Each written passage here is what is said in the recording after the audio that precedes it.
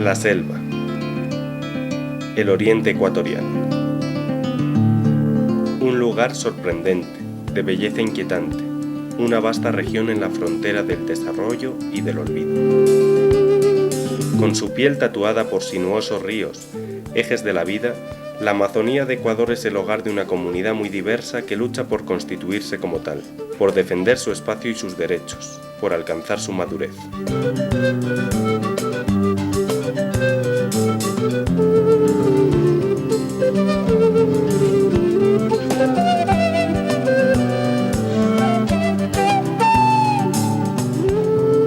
Hoy, como Vicariato Apostólico y antes como Prefectura de Aguarico, la Iglesia ha participado activamente en este proceso durante los últimos 50 años.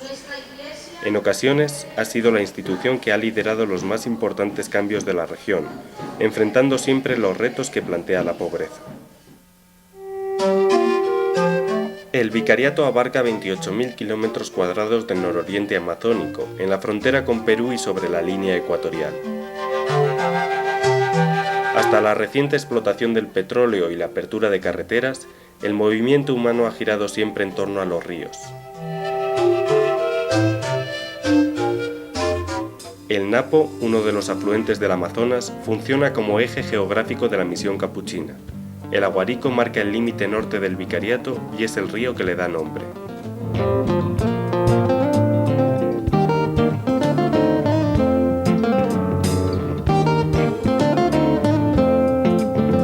Cuna de civilizaciones muy antiguas y poderosas, incluyendo la Omagua, el mayor imperio del continente, esta selva es el hogar de una amalgama de pueblos indígenas. Los más numerosos son los hombres del Napo o naporunas, de habla quichua y dedicados fundamentalmente a la agricultura. Los pueblos Siona, Secoya, Guaorani, Cofán y Shuar, cada uno con cultura y lengua propias, constituyen el 5% de la población.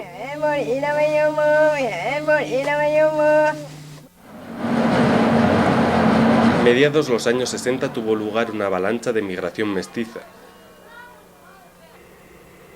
Y a principios de los 70 el descubrimiento del petróleo en la selva reconfiguró el mapa social.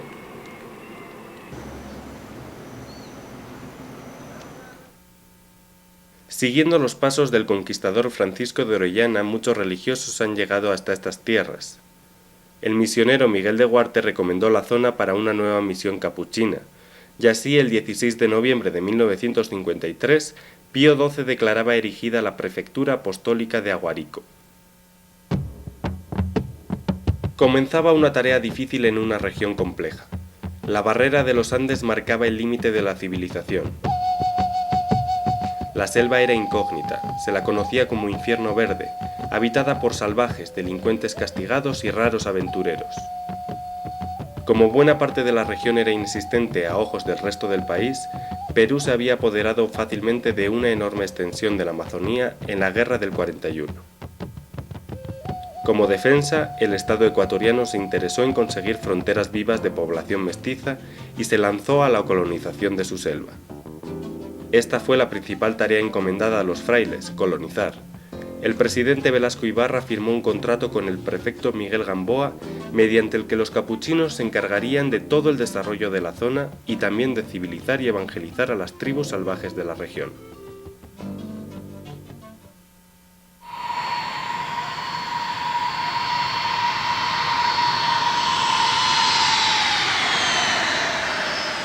Los problemas de comunicación y distancias llevaron a los misioneros a optar por una solución audaz: construir pistas de aterrizaje como la de Rocafuerte o la de Francisco de Orellana, Coca. La hicieron los primeros que vinieron, Camilo y Mariano de Azqueta y Miguel de Huarte. Me mandaron un oficio de aviación civil en que me nombraban jefe ad honorem del aeropuerto. Y mi oficio era mantener la pista.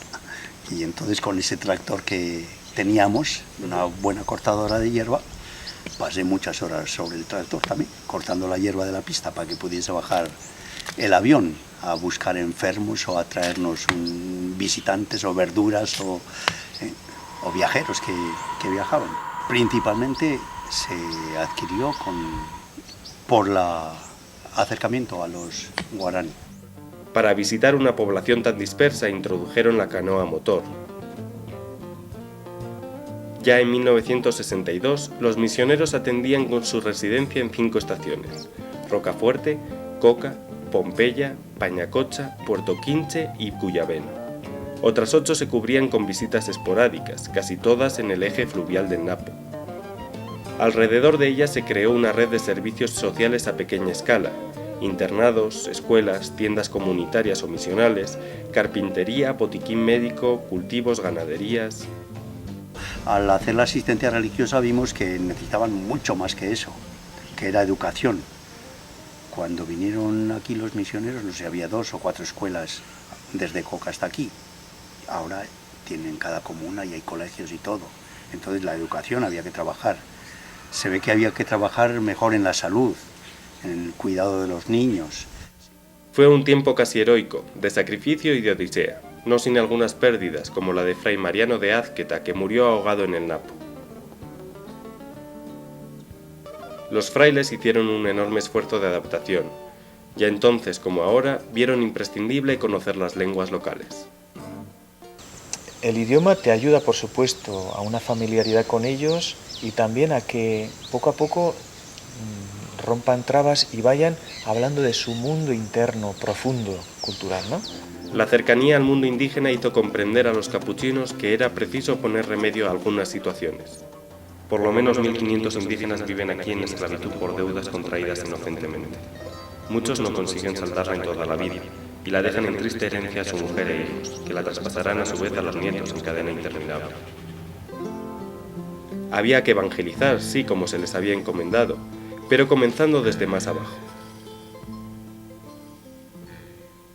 Es todo igual a la vez. Se hace hombres y cristianos todo a la vez, ¿eh? Pero hay que empezar por ser hombres, ¿eh? El primer esfuerzo importante para acabar con esta esclavitud fue el de uno de los pioneros, el padre Camilo de Torrano. En 1958 compró una hacienda con sus 215 indios. Liberó a estos hombres y les ofreció trabajar en la misión, ahora sí, a cambio de un salario. Una vez saldada su deuda, tomaron tierras propias. Este ensayo se consolidó en un sistema cooperativo entre misioneros e indígenas. Tú puedes mentalizar y hacerlos subversivos y todo, pero si no tienen nada en el bolsillo, al final caen. Que tiene que tener dinero. Los patronos, hasta entonces dueños de los indios por el método del concertaje, se sintieron amenazados. Entonces yo le decía a la gente, ¿quieren trabajar en las compañías? Sí. Entonces yo cargaba a la gente de indígenas, de Pando, me la sacaba a Pañacocha. Y Pando se quedaba sin gente para trabajar. Entonces se creó una enemistad así, como rivales. Eso fue a muerte, porque yo veía que agonizaban, entonces no había que dejar revivir, pues. Al quedarse sin fuerza de trabajo, las haciendas desaparecieron casi automáticamente, y los indígenas comenzaron a vivir en comunidades, lo que supuso un profundo cambio cultural. El primer ensayo fue la comunidad de Puerto Quinche, cerca de Rocafuerte. De ser mandados, o de ser esclavos, digamos, indios conciertos que se les llama, o sea, dependientes totalmente del patrón, sin sueldo ni nada, pasaron a no tener patrones porque se fueron a organizarse, que les organizábamos nosotros, y a tener dinero, porque trabajaban bastante las compañías. O sea, fue un cambio tremendo, un cambio increíble en cuestión de 3 o 4 años. Por eso no entendían lo que era comuna, no entendían lo que era organización. Yo me acuerdo que una monjita me dijo, pero ¿cómo les mete la idea de la comuna si no sabe lo que es la comuna? ¿Y tú por qué le metes la idea de Dios si no saben también lo que es Dios? O sea, eso se va con el proceso, pues. Los enemigos del Oriente, los misioneros, los militares y las escuelas. Claro, porque las escuelas enseñaban a ser independientes a los indios.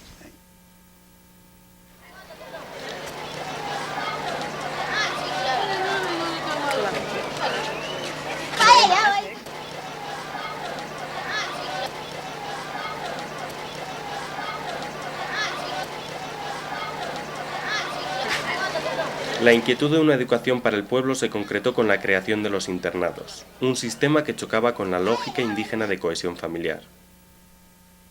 También se abrieron escuelas a lo largo del Napo con profesores bilingües, en un afán de adaptar la educación a la cultura quichua. En 13 años las escuelas pasaron de ser 3 a 26. Nosotros, si damos cultura, nosotros vamos a dar a los indígenas los elementos más imprescindibles para su propia liberación. Como en otros campos, la misión cumplía el papel del Estado hasta que éste no se hiciese presente. Poco a poco se fueron cediendo estas escuelas, y así hoy el vicariato solo sigue al frente de la de Coca.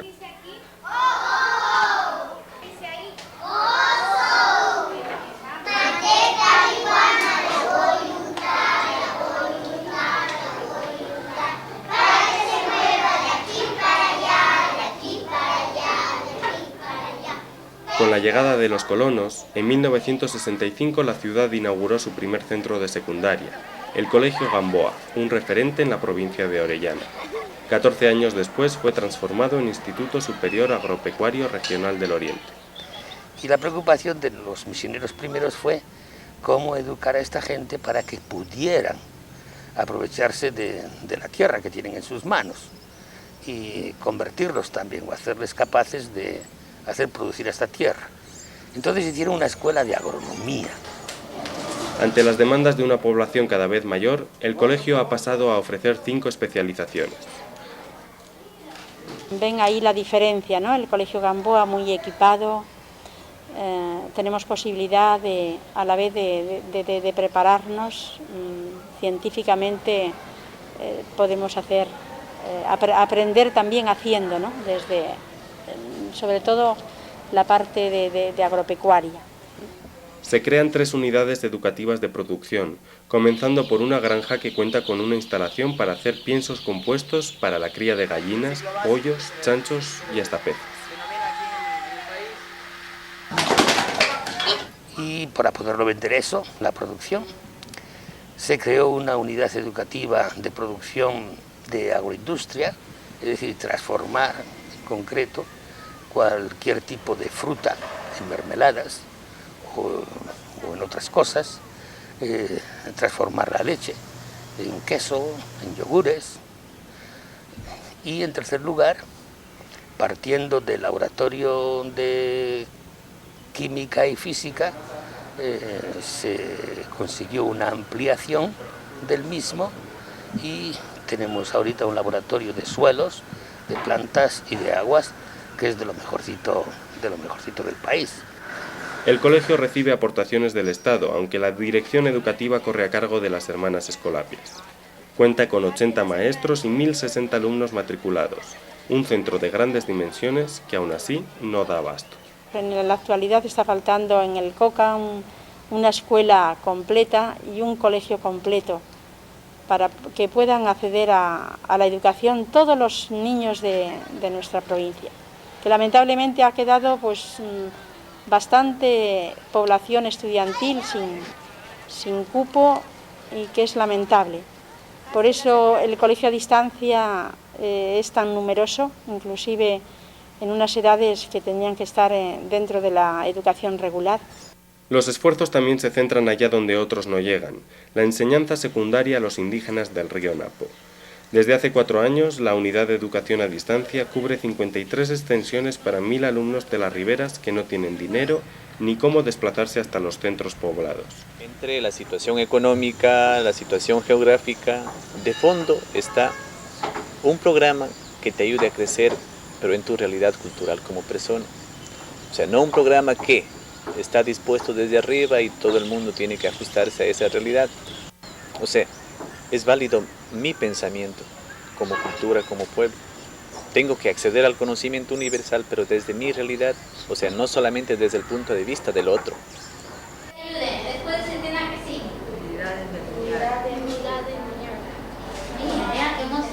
Esta modalidad educativa de formación agropecuaria y social también llega desde el curso pasado a 1.300 colonos de las vías cercanas. Y cada sábado se desplazan hasta Coca otro millar de alumnos de las zonas rurales, hijos del primer boom petrolero. Ustedes van a elaborar su propio conocimiento, ¿sí? Eso es lo que yo pretendo con ustedes. Ustedes elaboren su propio conocimiento. La explotación se inició en 1967.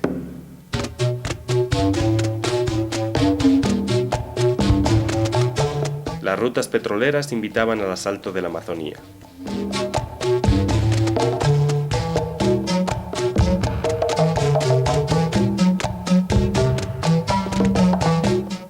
gobierno tenía un problema, y es que había habido años anteriores, una década antes, grandes sequías en el país, en concreto en Loja, que había desplazado a muchísima gente afuera de la provincia. Después se encontraba con muchísima gente que no tiene tierras, y el sacar el petróleo del oriente le daba a ella la posibilidad de transformar la selva en tierras agrícolamente productivas. 7 años después, la desordenada colonización de campesinos pobres había triplicado la población y el trabajo de los misioneros. Los que han trabajado acá antes y en la actualidad también vemos cómo los indígenas tienen un modo de ser distinto, es decir, una cultura totalmente distinta, bueno, no totalmente distinta, con características muy diferentes al mundo mestizo colono que nosotros tenemos acá, ¿no? Y por eso se han hecho esos dos bloques.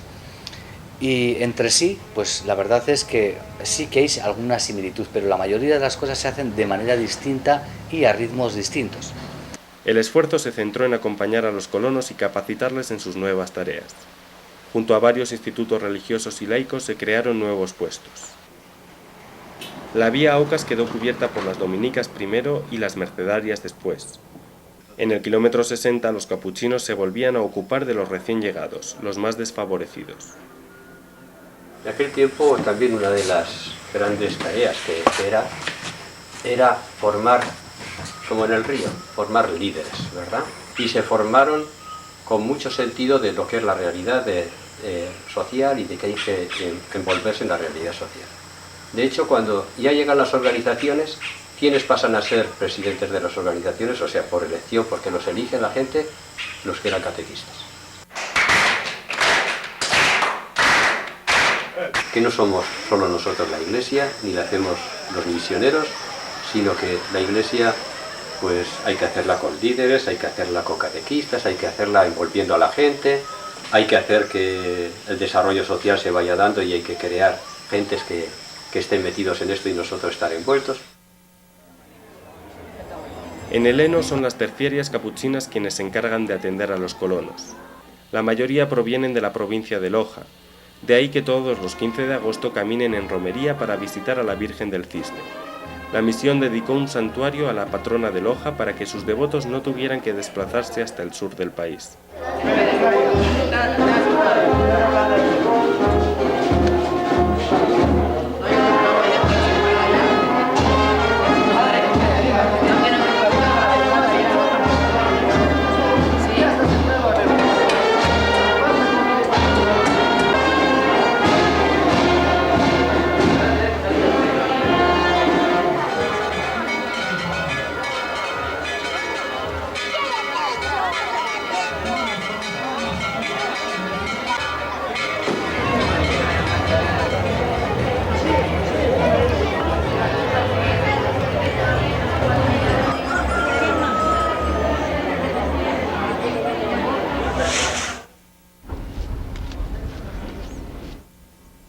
Los conventuales polacos tomaron el relevo de los capuchinos en toda la zona de Susufindi, ciudad petrolera por excelencia. ¿Dónde me van a preparar la cama? Una que está cerca. ¿Sí? Aquí voy a dormir. Bueno.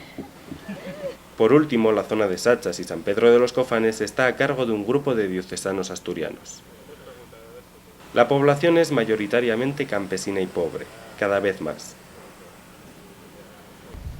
A eso se suman la falta de alternativas y la pérdida de algunos valores, un sentimiento aún más acentuado en la generación que ya ha nacido en el Oriente.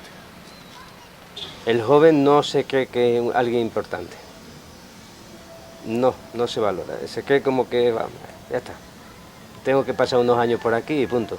Y cuando me muero antes, o deseando que se muera, ¿no? Tiene el problema eso, ¿no? De esa baja autoestima del joven. Tienes el problema de los papás de los jóvenes, que no lo ayudan, no lo apoyan. No es un hogar donde haya comprensión, donde haya diálogo, donde haya cariño, donde haya amor. No lo hay. Dentro del grupo colono, la motivación a los jóvenes resulta vital. Van surgiendo jóvenes que se enfrentan con esa situación personal, se enfrentan con la situación del hogar y se enfrentan con la situación de la sociedad en general y saben echar para adelante y están consiguiendo pues ser jóvenes con una autoestima, ser jóvenes responsables, ser jóvenes constantes, y ser jóvenes que también están dedicando ya parte de su vida a dedicarla a los otros jóvenes.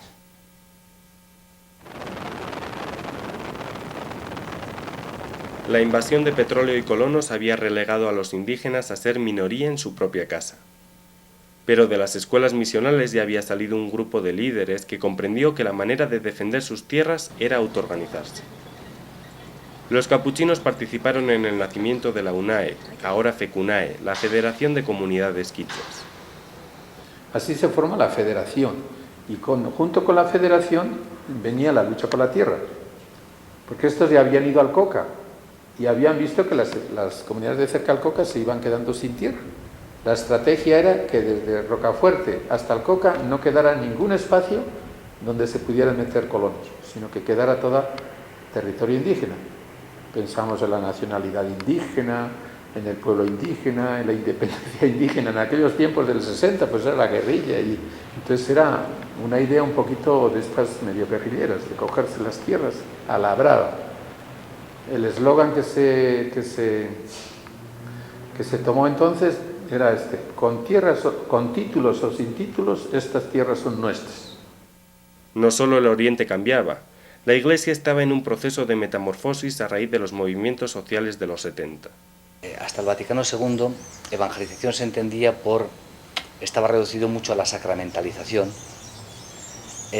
a la catequesis, a las eucaristías, mientras que a raíz del Concilio Vaticano II, toda esa parte de lo que es promoción humana, valoración de sus derechos, rescate de sus valores, todo eso, y aparece ahí la semilla del verbo, es decir, nosotros no hemos venido a traer aquí una evangelización, nosotros podemos junto con vosotros descubrir también un rostro de Dios, una forma, unos valores que son tan evangélicos como los que nosotros hemos vivido y tenemos en nuestra propia cultura, ¿no? El entonces prefecto, Alejandro Lavaca, comprendió el reto. Él insistía en una misión a la inversa, misioneros que se dejan evangelizar por los pueblos indios. Este nuevo concepto de evangelización se concreta en FICAME, el Centro de Investigaciones Culturales de la Amazonía Ecuatoriana, creado en 1965 en Pompeya. Al mismo tiempo venía la concientización indígena, que se hacía a través de unos cursos mensuales que hacíamos en Pompeya. Estaba Angelito, Juan Santos, Padre Camilo y yo. Yo era el encargado, eso era el FICAME, yo estaba encargado de la actividad social, Camilo de la actividad litúrgica y traductora, y Juan Santos de toda la cosa cultural, y Angelito era el que organizaba, publicaba y cosas de esas. O sea, la lucha por la tierra fue organización y concientización a la vez, que si no, no se puede dar. En 1977, gracias a FICAME, se finalizó el proceso de legalización de 33 comunas indígenas.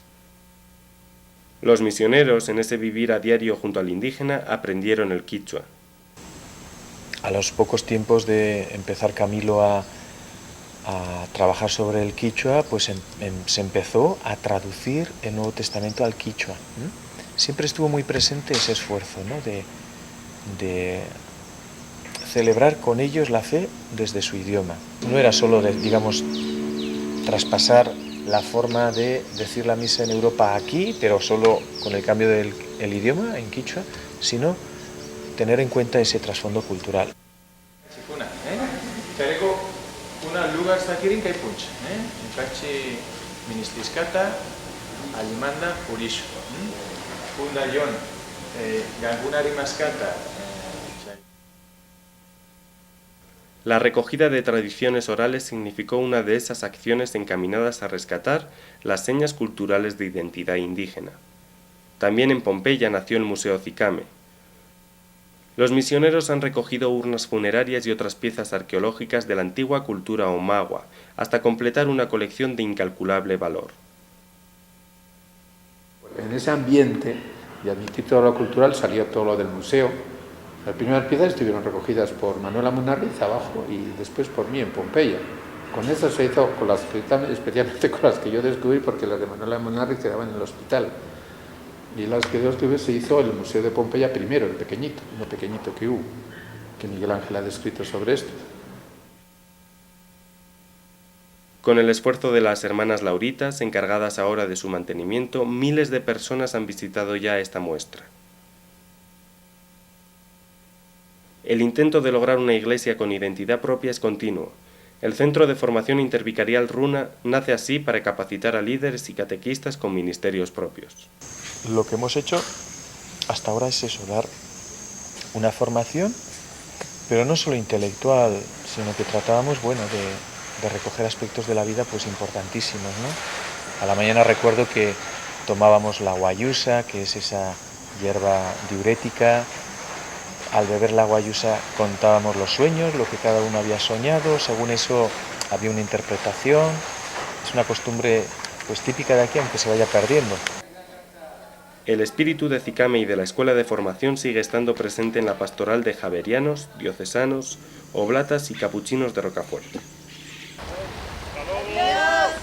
Y entonces para mí el nuevo cambio tiene que darse a partir de los valores culturales. Entonces el misionero tiene que entrar ahí, el misionero juntamente con los valores de la cultura y con ciertas personas que están dentro de la cultura, a revalorizar eso, pero como indios, no para salir de ese estado. No. El indio tiene que ser indio, pero reforzar y revalorizar delante de la cultura oficial esos valores que tiene para contraponerlos. Tiene que ser también una alternativa. Entonces el misionero tiene un trabajo tremendo en lo cultural, tremendo. Y la misión tiene que bajar a las culturas ahora y aceptarlas como valiosas, como de gran valor para nuestra cultura oficial. Que eso dignifica a la persona como indio o como excluido.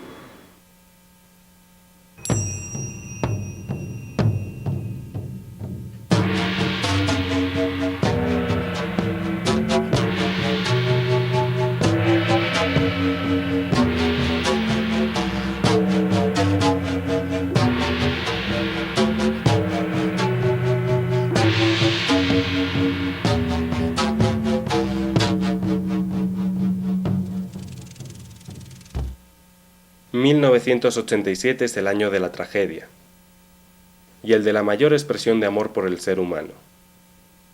El obispo Alejandro Lavaca y la terciaria capuchina Inés Arango mueren lanceados por los Tagaeri.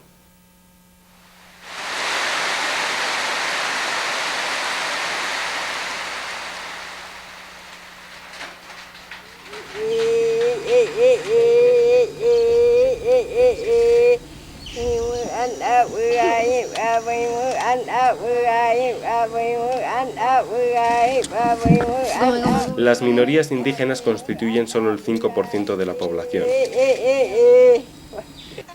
El vicariato trabaja con los guaorani, entre 1500 y 1800 indígenas que viven segregados en clanes al sur del Napo. En el río Aguarico, los sionas y secoyas fueron las primeras minorías con las que se trabajó. En Ecuador solo hay unos 300 de cada grupo. A pesar de su escaso número, siempre se ha invertido una gran cantidad de esfuerzo y tiempo en su acompañamiento. Los misioneros dejan a los 99 por ir en busca de uno. Así ocurría con Alejandro, Inés y los guaorani. Y bueno, era una persona entregada a la misión, el trabajo misionero. Una gran misionera. Quería muchísimo los guaraní. Horrible. Ellas llegaban los guaraní y para ellas se acababa todo. Comunidad de hermanas y todo. Él expresa su deseo de que hará todo lo posible por contactar con estos hermanos nuestros que son los aucas, y él lo dice expresamente, aunque me cueste la vida. Los aucas atacan a nuestra zona, pasan el río, producen muertes en los años 60 y organiza viajes para ir al encuentro de ellos. Junto a José Miguel Goldaraz y Manuela Munarriz, Alejandro llegó en el 76 hasta uno de sus clanes, entrando en contacto con un pueblo desconocido y despreciado. Geoztignik izbatzuk banekin orduan famili nola esaten den anaia, arreba eta hola gozita. Saiatu nintzen esan nahi ez berai, agertu nahi erazinien, nola dano famili bateko ageala, eta nik ben familia bezea izatea nahi nuela. Eta orduantxe, gau hartantxe, belaunik etorra behan bendizioa bezala eskatu nuan da, uste ulertu zutela, barri egiten zuten, eta orduan semetzat bezala hartu naute. Eta gehoztik danak oso errexako izan zian. Eta gehoztik behak esaten ziaten, hor dezu zure ama, hor dezu zure aitea, eta noni semetzat bezala, eta nire bihotzean bai, amatzat eta aiteantzat hartu nitu. Inigua y Pagua aceptaron a Alejandro como a su hijo la primera noche que él pasó junto a su fuego. Alejandro, cuando terminó de hablar Pava, se sintió también como lleno interiormente de algo. Uno dirá del espíritu. Se sintió interiormente lleno, se levantó, se quitó la pantaloneta, porque muy conscientemente él quería ser igual que su nuevo padre y su nueva madre. Alejandro nos contaba que este gesto fue un gesto fundamental para el desarrollo de su relación en el futuro, porque desde aquel momento como que se tiró el muro que los separaba y la cultura que los separaba. Estas vivencias, que luego Alejandro recogió en las páginas de su crónica Guaorani, suponen experiencias espirituales sobre las que reflexionar. Eta gure doktrina esan baino lehenago, gurutze erakutsi baino lehenago, jakin behar dugu, hor jangoikoak utzi ditun azilak. Jangoikoak kultura guzietan, herri guzietan, jarri ditu bere azilak. Haitu nuen lehenago beak ateo bezala ez zutela zer sinisten. Eta geroztik beakin batea bizitzen nahi naizela, ikusi dut badaukatela, gizon handi baten irudia, aita bezin bazela xe. Eta berak egin zituztela basok eta ibaiak eta ardiak eta dana berak egin zuela. Eta baita gu gizonak ere. Eskatzen diote, bilotzez, kantatu ere bai, egiten dituzte beren kantari, baina ez dute beren jangoikoaren irudirik ez dute. Uinuni esaten diote, uinuni. Los Tagaeri eran un grupo guaorani que en los años 60 se internaron en la selva para evitar el contacto con el resto de la sociedad. En julio de 1987, la entrada de las petroleras a su territorio produjo situaciones de violencia. Podían emplear medios poco humanos y violentos para reprimir a los Tagaeri. Entonces, él, como había tenido un éxito en el contacto con los guaoranis, pues preparó y se decidió a ingresar ahí en ese momento. Pero eso sí, monseñor, ya hemos decidido.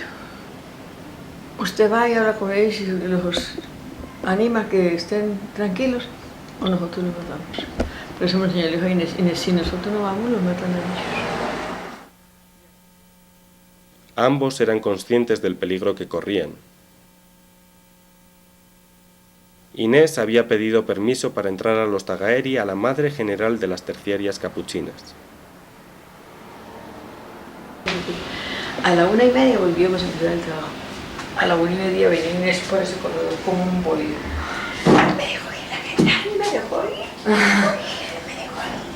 Me dijo, permiso, y estaba con ellos. Estaba matada, era dicho ellos. La mañana del 21 de julio, Alejandro e Inés se suben a un helicóptero que los deja en un claro de la selva, cerca del río Curaray.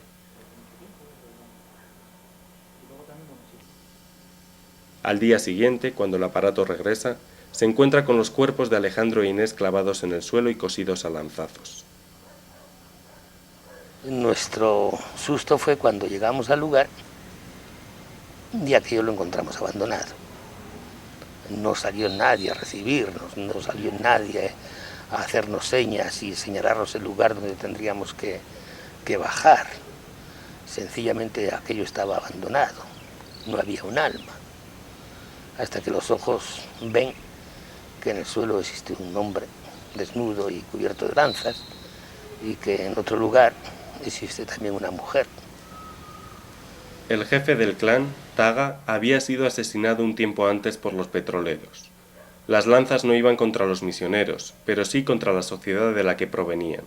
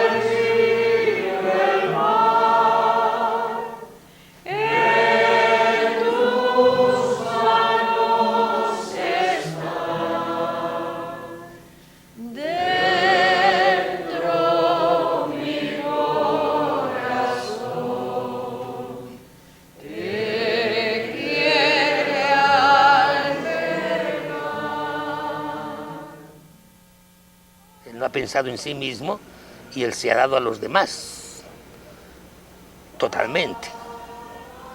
Y se ha dado hasta dar la vida. Bueno, entonces este es un pensamiento para un misionero y como para cualquier cristiano, para decir, bueno, en la orientación de mi vida, ¿yo por dónde voy a ir? Pienso que tiene mucho sentido, ¿eh? Y que a los demás nos ha hecho reaccionar también para una entrega más... No digo que no estábamos entregados, pero nos ha hecho, no sé, como una confirmación de nuestro trabajo, el ver que somos capaces de arriesgar la vida por el Evangelio.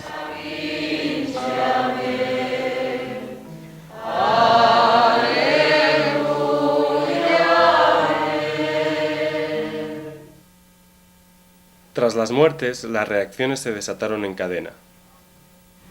A nivel de defensa de los derechos de las minorías, pues la muerte de Alejandro ha significado que los organismos responsables, llámese gobierno, militares, etcétera, consideren mucho más seriamente toda la problemática del territorio guaraní, por ejemplo.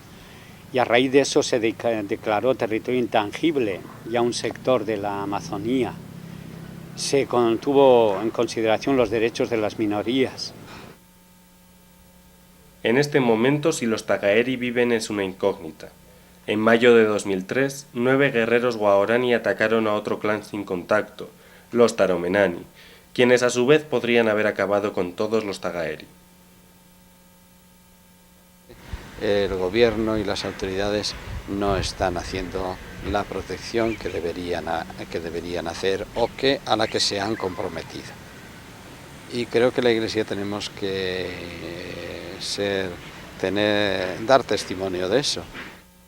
Definitivamente está demostrado que lo que se contacta se protege y lo que no se contacta queda a la libre disposición del más bandido, ¿eh? Y si hay gente buena a su alrededor, se cuida. Y si hay bandidos con otros intereses, como los hay en todos los sitios, aquello se acaba. Lo que pasa es que los teóricos puros de ese indígena libre, idílico, que ya no existe, a veces no es posible, porque no le damos el espacio para que sea así, pues si contactamos, de alguna manera los manchamos. Y no cabe duda. No cabe duda que lo manchamos, pero viven, pero los que no siguen contactados no existen. Y entonces ahí es el dilema, ya no es un dilema teórico, es un dilema por la vida, ¿eh? Y entonces cuando tenemos un problema de vida o de muerte, ahí no hay duda, manchémoslos un poco, pero que vivan. Ya 5 minutos ya cae. Bueno. Sí.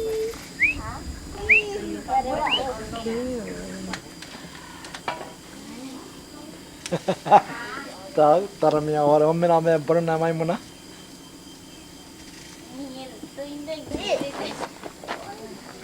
Ya.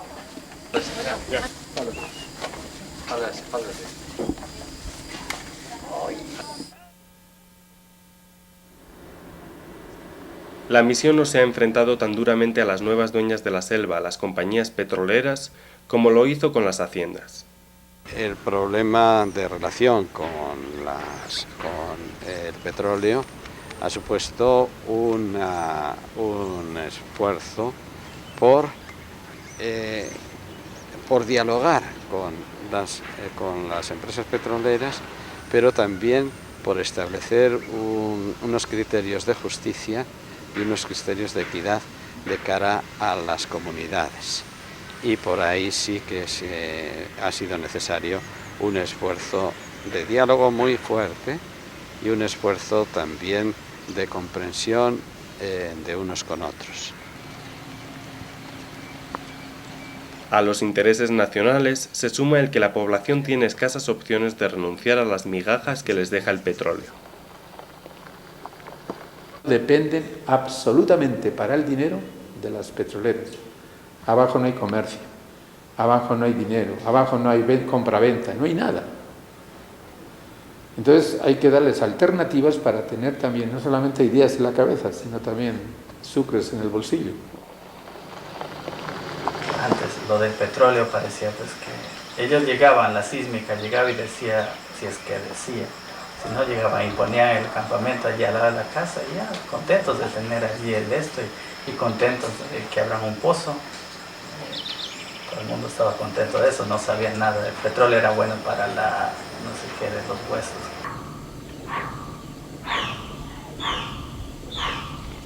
Sí se mantiene la firmeza en defender los derechos de los colonos e indígenas hacia su tierra, en las denuncias frente a los abusos o ante los atentados ecológicos tan frecuentes.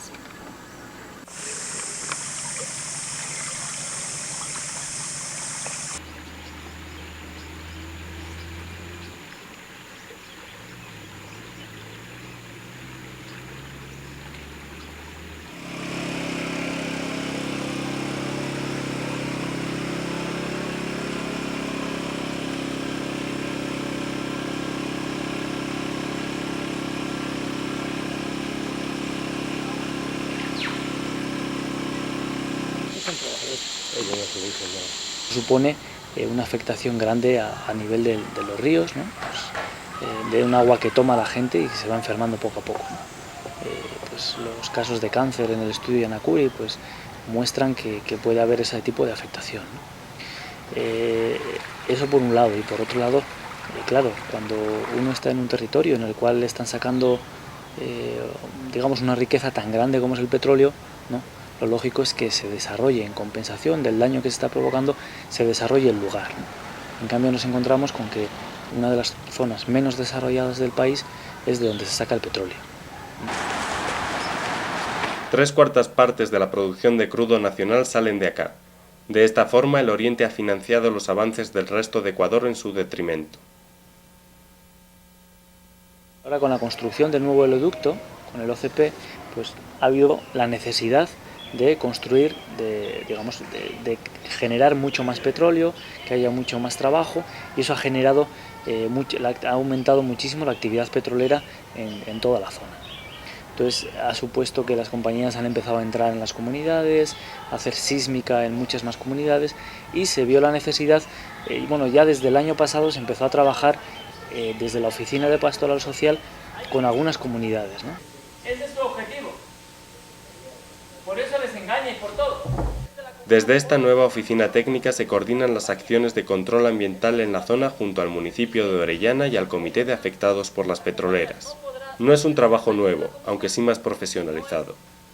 Los equipos pastorales habían recorrido mucho trecho, sobre todo asesorando a las comunidades a la hora de firmar convenios de compensación por los trabajos en sus tierras, o por los desastres ecológicos y humanos causados en ellas. Es una confrontación entre un poderoso y un débil, ¿no? En el que el poderoso, si puede, le aplasta los derechos al débil. Entonces, yo creo que ahí la Iglesia tiene que actuar, ¿no? A favor del débil para que el fuerte no lo aplaste. Los derechos de los más frágiles son, más allá de lo ambiental, una preocupación. Las oficinas de derechos humanos centran su trabajo, además, en la violencia intrafamiliar, lo laboral y los abusos de autoridad. Los primeros años, creo que 5 o 6 años, la función básica del Comité de Susutim, por ejemplo, era talleres, charlas, cursos en diferentes comunidades de derechos humanos, ¿no? Y por eso el comité nuestro, por ejemplo, está formado por lo que llamamos promotores de derechos humanos comunitarios. O sea, en la gente de pueblo somos quizás 2 o 3, ¿no? Pero ahí los demás son miembros de cada comunidad, que se procuraba sacarlos y que ellos sean los que lleven también ese rol dentro de su comunidad. Las oficinas de Sachas y Susufindi han pasado a ser coordinadas por la Pastoral Social, estableciendo así el nexo entre los agentes pastorales y una comunidad cada vez más concienciada. Pero ha habido un cambio, yo digo, en 2 sentidos. Uno, de las autoridades o jefes de las empresas, también su forma de ver a las comunidades es un poco diferente, ¿sí? No la tratan como antes, como les daba la gana muchas veces, claro. Un poco así, ¿no? Y también otro cambio es en la gente como tal. O sea, la gente antes no reclamaba nada prácticamente, ¿no? Alguien, por ejemplo, un problema ambiental, ¿no? Alguien derrame de petróleo, venía y la empresa lo que ella quiera, dejar el crudo irrigado, no pasaba nada. La gente tampoco reclamaba sus derechos porque no sabía, no los conocía, ni sabía qué hacer, ¿no? Los otros 2 pilares de la oficina social constituyen la coordinación de los diferentes proyectos en las áreas de educación y de salud. Al principio se abrieron dispensarios a la vera de cada residencia misionera. Entre 1964 y 1977 funcionó un hospital en Coca. En el 65 la Acción Misionera Franciscana asumió en Rocafuerte el Hospital Franklin Tello y 5 años después pasó a ser dirigido por el doctor capuchino Manuel Amunarriz. El nivel de mortalidad en el río, y podemos ver en algunos libros, era muy alto, y las limitaciones, los puestos de salud eran nada, o sea, la gente vivía de manera natural. Cuando uno, por cualquier cosa, una picadura de culebra, la enfermedad más simple, que podía ser, pues nada, curada con muy pocos medios, ¿no? Pues la gente moría de eso. Aquí se hacían cesáreas, cirugías de hernias y cosas así, no, pero una cirugía que ya demandaba algo muy especial, él las llevaba aquí. A veces, muchas veces él se iba en el deslizador a llevarlas a Coca y los llevaba hasta aquí. Amunarriz compaginaba su trabajo con la investigación de las patologías de la zona. Iba a la selva de cacería con los cazadores, pero él no a cazar, sino a investigar. Ellos mataban, por ejemplo, las huanganas o eso, y él allá mismo sacaba los hígados y todas esas partes de adentro, las vísceras, y las estudiaba, y lo que encontraba lo traía al microscopio. El hospital se ganó una gran reputación a nivel nacional. Hoy la falta de médicos que quieran trabajar en la selva y la escasez de medios limitan el trabajo de las terciarias capuchinas. En los nuevos puestos de la zona colona se crearon botiquines hasta que las instituciones oficiales se hacían cargo. La iglesia de Aguarico va haciendo su trabajo pastoral y su trabajo social hasta el momento en que ese trabajo social ya lo vaya llevando la sociedad civil. En ese momento la misión pasa a concentrarse en la población alejada de las vías o de menores recursos. Así, en el 92, nacen los primeros proyectos modernos del vicariato, la Fundación Salud Amazónica y la Asociación de Promotores de Salud Sandy Yura. Entonces, nuestra idea fue eso, llegar a las comunidades que no llegaba el Ministerio de Salud Pública, y porque creemos que también se merecen salud y atención, ¿no es cierto? Entonces, la idea fue de crear o formar promotores para eso, para que ellos mismos puedan solucionar los problemas principales de salud dentro de sus comunidades. Aunque no son enfermeros, los promotores reciben la capacitación para poder solucionar la atención primaria en sus comunidades, desde gripes, desparasitaciones y control prenatal hasta suturar heridas y reaccionar ante las picaduras de serpiente. FUSA mantiene 40 botiquines comunales en la zona de la carretera, La Colona. Además de proponer programas de prevención y concientización, el personal realiza visitas esporádicas a las comunidades con asistencias más específicas. Y en Coca, Sachas y Susufindi trabajan subcentros que atienden a los que menos tienen. Yo pienso que el principal objetivo se mantiene, el de llegar a las comunidades más alejanas, pero siempre también es llegar a la gente con menos recursos económicos y que siguen siendo principalmente la gente del campo. Entonces, a pesar de que hay más accesibilidad, sigue habiendo gente que no está siendo atendida. Nosotros tratamos de apuntar a buscar y entregar un modelo a la gente que sea accesible, que sea bueno, que sea barato, que sea bueno, bonito y barato, ¿sí? Que sea de calidad y que sea culturalmente aceptado por ellos. Primero, o sea, al menos tener ese modelo de atención.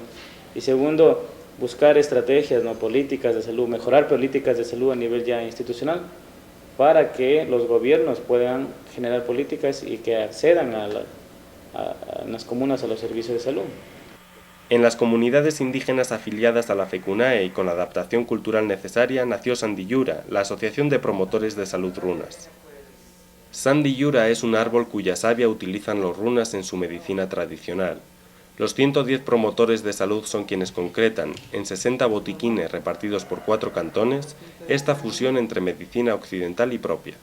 Nosotros primero no tratamos de imponer la cultura o los servicios occidentalizados o la medicina occidental, sino que tratamos que a través de esto se puedan mejorar algunas condiciones de salud, porque quizás la medicina tradicional no lo logra. Sandy Yura y FUSA trabajan en conjunto con otras instituciones locales en el Centro de Salud Integral Jambi Huasi.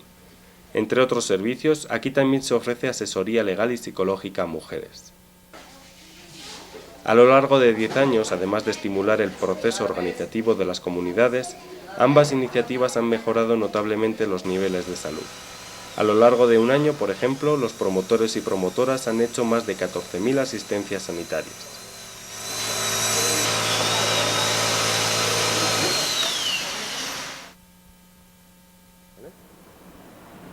Al morir Alejandro Lavaca se pensó que había llegado el momento de un obispo ecuatoriano.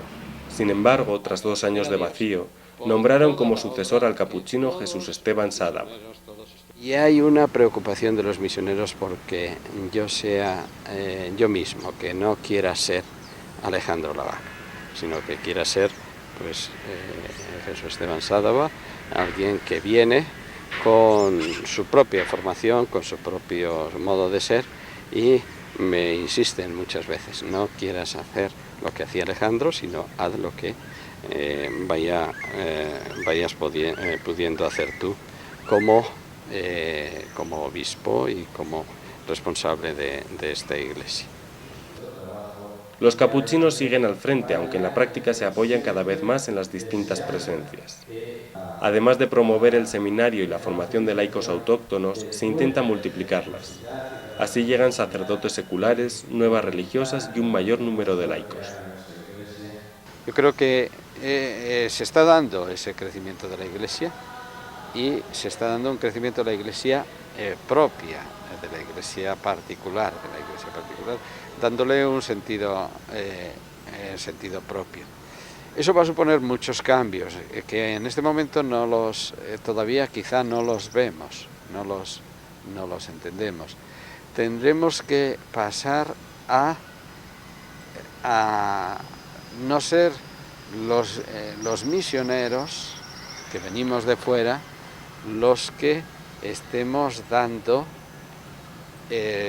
los criterios de vivencia de esta iglesia. Para la Iglesia, Latinoamérica sigue siendo el continente de la esperanza por el número de católicos. Con semejante diversidad de culturas, se plantea el reto de buscar sacerdotes con su propia forma de entender la fe. Para la cultura, lo primero es vivir. A veces, a lo mejor, la religión cristiana teoriza luego para vivir. Entonces, es difícil llegar a la praxis. Mientras que a lo mejor la cultura vive, los valores, de que hay un espíritu en la selva, hay un creador, hay espíritus que la ayudan a sanar, incluso a soñar. Luis Miguel Yumbo fue ordenado hace 5 años, convirtiéndose en el primer sacerdote indígena de Aguarico.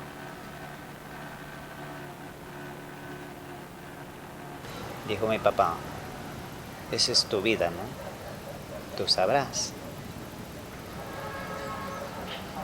Pero, me dijo mi papá, yo no quisiera escuchar que vuelves arrepentido de eso. Solo me dije eso, no me dijo más. Así que, bueno, voy a seguir. Espero que Dios me ayude hasta el final. Otros 2 clérigos locales han salido ya del seminario mayor. Son Walter Galarza y Nelson Pinza, la primera semilla de una iglesia de Aguarico ecuatoriana. Hace unos años, cuando yo llegué, cuando venían algunas congregaciones que tenían interés en venir por aquí, yo les decía siempre, mira, es un sitio que si ustedes vienen por buscar vocaciones, ahí no las van a encontrar. Pero sí es un lugar donde tiene el atractivo vocacional para gente que está en otros lugares. Sin embargo, ahora ya les digo, ya en este momento es un lugar donde aparecen vocaciones religiosas y vocaciones sacerdotales. De alguna forma, pues, como salestario veía el trabajo misionero, sobre todo lo que a mí desde pequeño me llamó la atención, ¿no? Que venían desde muy lejos hasta aquí. Y entonces, dije, yo quiero ser un misionero, ¿no? Sí, la muerte de Alejandro, Inés, el enterarse un poco de que había un trabajo con con gente muy retirada, muy humilde, muy que no tenía voz. Entonces esas son cosas que por lo menos me llamaba la atención. También aparecen, con sus distintos rasgos, seglares comprometidos en los trabajos pastorales y sociales. La iglesia es eso, ¿no? Somos corredores de un maratón, ¿no? Es una carrera larga. Tenemos que pensar que hay que apoyarnos y tener ciertos controles de habituallamiento en esa carrera, ¿no? El hacer que nosotros seamos formadores o capacitadores de personas que sean misioneras, ese me parece que es la mejor tarea que podemos hacer como vicariatos. Durante esta última década, la Iglesia sigue enfrentando los retos de una Amazonía compleja. Un esfuerzo porque los habitantes de este rincón del Ecuador integren los vertiginosos cambios que amenazan a su región.